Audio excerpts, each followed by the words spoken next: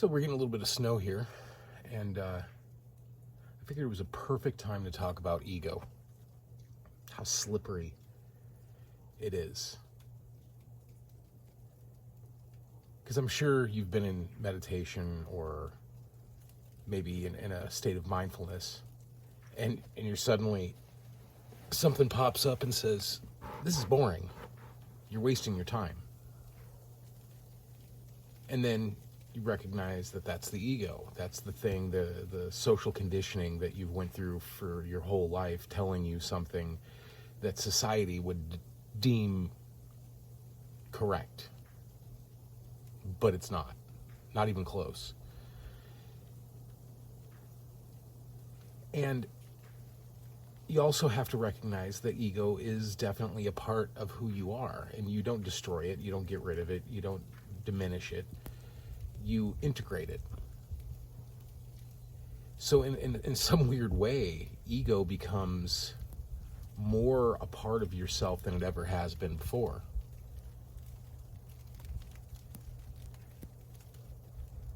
And there is a beauty in that, because you need your ego to have a personality, to socialize,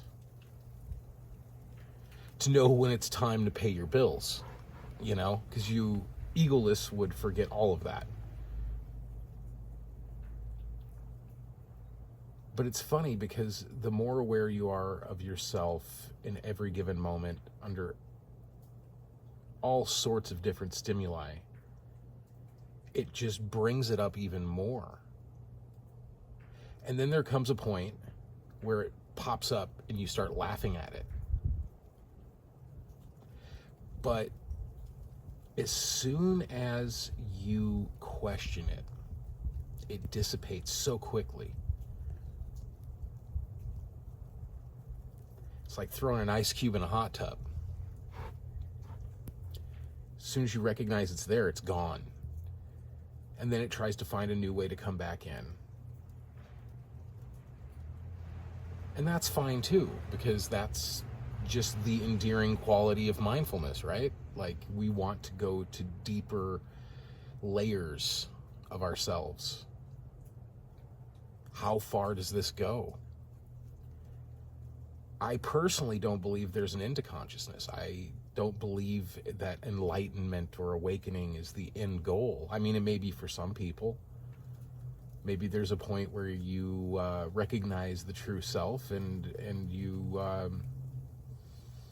aim at goals that you've always had. But I also think there's a level of consciousness where those goals dissipate too. That you just enjoy the snow for being the snow. That you're really not bound by any opinion of it. It just is. The Buddhists talk of enlightenment, but then there's also other layers of that enlightenment. There's the mind enlightenment, spirit enlightenment, body enlightenment, and it just keeps going. And like I said, I'm not a believer that there's an end to consciousness. I believe consciousness is source. And I believe source is ever expanding. And it doesn't really come to a conclusion. Self-realization, cosmic realization, God realization. I don't believe in limits. Because the thing is we don't really know exactly how far everything goes. In some spiritual traditions, they talk about reincarnation and karma. But the truth of the matter is that's only what we're conscious of at this moment. So I would implore anybody that's meditating to continue with that and see how far that goes. For you. It's not unanimous. It's not going to be exactly the same for everybody. I've known people that have meditated 2 or 3 times and they see these magical, mystical places. dimensional or whatever it may be. And I've known people that have meditated for decades and just avoid. There is the physical qualities of that meditation and everything, and you do get calmer and more aware of yourself and everything, but they don't have any mystical experiences. So who knows? Who knows how deeply all of this goes? I've known people that have meditated and they have mystical experiences, and then they don't have the mystical experiences anymore, and it prompts them to try some new angle to their meditation. But I don't believe that is a necessity either. Finding your space is really a good idea. Finding the meditation that works for you the best is definitely beneficial. But switching meditation techniques and going into different areas, unless you're really, really drawn to it, is probably not very beneficial, because it's going to scatter your practice. So singular focus, that's the most important thing. A singular type of focus, self-realization, self-reflection, a single point of contact, like candle gazing, or breath work, or finding a leaf and staring at it for 20 minutes. These are very basic things that work really well. Bodhidharma, staring at a cave wall. These are things that make a singular focus the singular focus, So anything that you can do to just quiet the mind down in a way where it's not rattling is very conducive. Personally, I like breath work. I like counting my breaths. And mantras for me while using a mala work really well too. But it depends on the moment and what I may be going through at that time, because we're all going through our own little weird things, but try not to switch it up too much. Have your singular points of focus and go with those, because they make the most sense and they're most beneficial to your practice. And it might be a long road, or it might be a short road for you. It really depends. I mean, how can you tell what somebody else's karma is, and how deeply they need to go, or how far they need to go, and what direction they need to go? It's very complicated, and you've got to get to know somebody on an extremely personal level to see where they're at. I mean, and it's hard enough to see where you're at. So don't let it get you down. Pay attention to the ego. It's not something that you need to destroy or conquer. It's something you need to integrate, understand, and accept.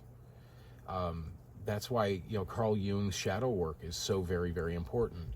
It takes the mysticism out of the mind and makes it more pliable, more easy to move. Find those little dirty, dark places of yourself and figure out a way to love them.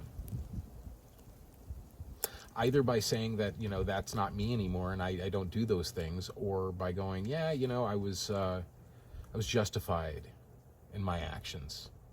It doesn't mean that you should go out of your way to hurt somebody or to get revenge or anything like that. What it means is that sometimes there is a need for righteous anger. When somebody hurts you in a intense way, you can tell them that it's a terrible way to do things. It's a horrible way to treat somebody. Doesn't mean you need to punch them. Doesn't mean you need to ruin their life or spread rumors about them. But they should know. And that's what the ego is for. The ego is set up right there just to say, hey man, I'm being treated really poorly, And I don't have to be. I don't have to take this. I don't have to agree to this. I don't deserve it. So the ego is beneficial. It means something. It has value. Absolutely. And we're loved unconditionally by Source anyway, no matter what we do. The important part is to find what it is